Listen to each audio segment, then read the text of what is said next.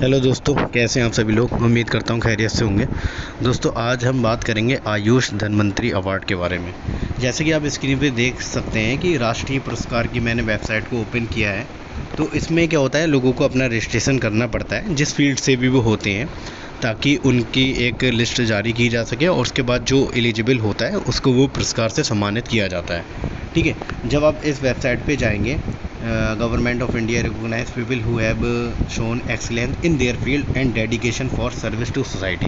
मतलब जो उनका फील्ड है वो उसमें कितने डेडिकेटेड है अपने काम को लेके और सोसाइटी के लिए वो क्या वर्क अंजाम दे रहे हैं। ठीक है, तो इसके बाद आप देखेंगे पद्म अवार्ड 2025, फिर नेशनल गोपाल रत्न अवार्ड्स, सुभाष चंद्र बोस अवार्ड। ठीक है, इसके बाद national award of individual excellence.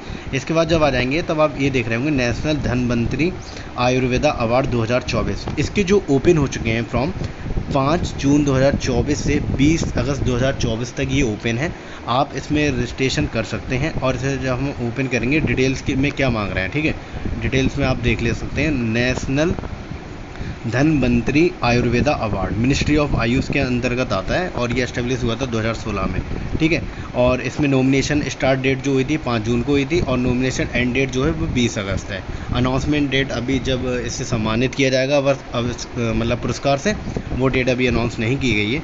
इसमें है क्या, देखते हैं।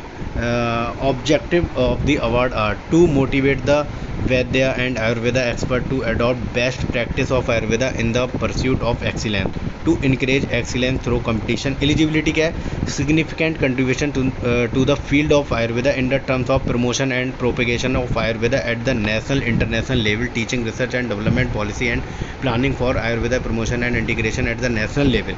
मतलब उसने अपना नेशनल लेवल पर आयुर्वेदा और वैद्य को लेकर क्या कार्य दिए हैं, उनके कार्यों को देखा जाएगा और उससे अवार्ड उनके लिस्ट जारी की जाएगी। उसके बाद उन्हें अवार्ड से सम्मानित किया जाएगा।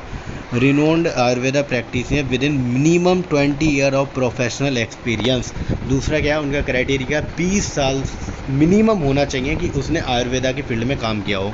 As of the profession should not less than 40 year. जाहिर सी बात है, 20 साल उन्होंने जो भी नॉमिनेट इसके लिए रजिस्ट्रेशन करेगा उनका मिनिमम क्राइटेरिया क्या है, 20 साल उसने आयुर्वेदा में अपना काम अंजाम दिया हो। तो जाहिर सी बात है एज तो 40 साल से कम होगी ही नहीं।